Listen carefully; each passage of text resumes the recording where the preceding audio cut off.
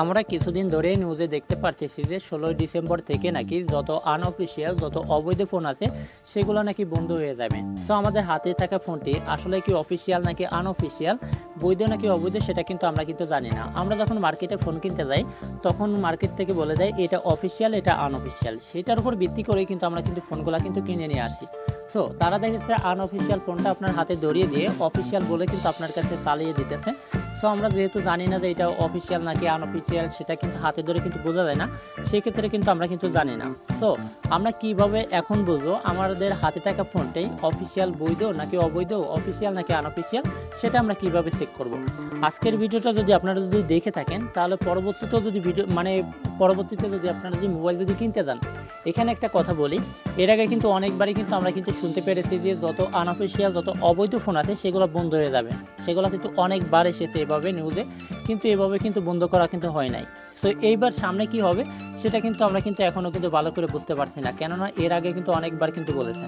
So এখন কথা হইতাছে আপনারা ফোন এর পরেও মনে করেন 16 ডিসেম্বরেও দেখতে বন্ধ করলো না, যদি এমনটাও হয় তাহলে আপনারা এর পরেও ফোনগুলো কিনতে যান, আপনাদের হাতে আনঅফিসিয়াল ফোন দেয় সেটা আপনারা কিভাবে বুঝতে পারবেন। সো তার জন্য আমাদের কি করতে হবে, চলে যাব আমরা আমাদের ফোনের ডায়াল প্যাডে। অর্থাৎ আপনার হাতে যদি নতুন ফোন থাকে দোকান থেকে নেওয়ার পরে সেই ফোনে একটা সিম ঢুকাবেন। একটা সিম ঢুকিয়ে আপনি ডায়াল প্যাডে চলে আসবেন।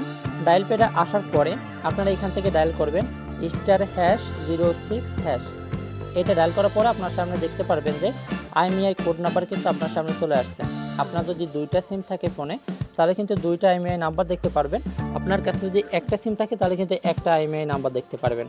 সো আপনারা কি করবেন, এখান থেকে যে কোনো একটি IMEI নাম্বার এখান থেকে আপনারা কপি করে নেবেন। আমি এখান থেকে দেখেন উপরের IMEI নাম্বারটা এখান থেকে আমি কপি করে নিলাম। এখানে দেখছেন মার্ক করে নিয়েছি। একটা জিনিস খেয়াল করেন, এখানে সিলার চিহ্ন আর দুইটা জিরো আছে, এই দুইটা আমি কপি করি নাই। এই দুটো বাদে আমার বাম পাশে যতগুলো IMEI নাম্বার ছিল সবগুলো আমি এখান থেকে কপি করে নিয়েছি। কপি করার পরে আমি এখান থেকে কপি করলাম। এখান থেকে কপি করার পর আমরা কি করব, আমরা ব্যাকে চলে আসবো। ব্যাকে আসার পরে আমরা কি করব, মেসেজে চলে আসবো। তো এইবার আমি নিউ চ্যাটে চলে আসলাম। এখানে দেখতে পাচ্ছেন যে স্টার্ট চ্যাট, এই অপশনটাতে চলে আসলাম। এই অপশনটাতে আসার পরে আপনাদের এখানে একটা নাম্বারে আপনাদের মেসেজ পাঠাতে হবে। সেই নাম্বারটা কত আমি এখানে দেখাই দিতেছি। এখানে খেয়াল করে দেখেন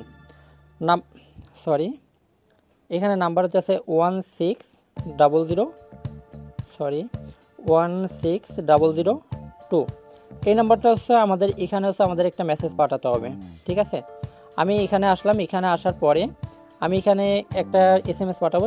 সেটা আপনারা দেখেন বড় হাতে লিখবেন KYD, ঠিক আছে, KYD।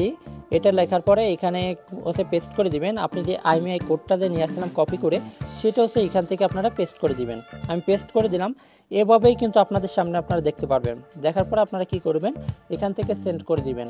আপনার ফোনে যে কোনো একটা সিম দিয়ে আপনি সেন্ড করলেই হবে। সো আমি এখান থেকে সেন্ড করে দিলাম। সেন্ড করে দেওয়ার সাথে সাথে দেখেন আমার ফোনে আরেকটি SMS চলে আসছে। BTRC ডিভাইসে IMEI BTRC ডিভাইসে পাওয়া গেছে। অর্থাৎ হচ্ছে ডিভাইসটি IMEI BTRC যে আছে সেখানে আমার এই ফোনটা পাওয়া গেছে। তার মানে হচ্ছে এই ফোনটা অফিসিয়াল বৈধ ফোন। আপনার কাছে যদি দেখাই নিচের দিকে ডিভাইসে পাওয়া যায়নি, তখন আপনার বুঝতে হবে আপনার ফোনটি আনঅফিসিয়াল অবৈধ ফোন। সো আজকের ভিডিওটা দেখে আপনার একটুও উপকার হয় আর যদি ভিডিওটা ভালো লাগে প্লিজ চ্যানেলটি সাবস্ক্রাইব করে পাশে থেকে বেল বাটনটি অন করে দিন। আর একটি করে লাইক করে একটি কমেন্ট করে আপনার মূল্যবান মতামতটি জানিয়ে দিন।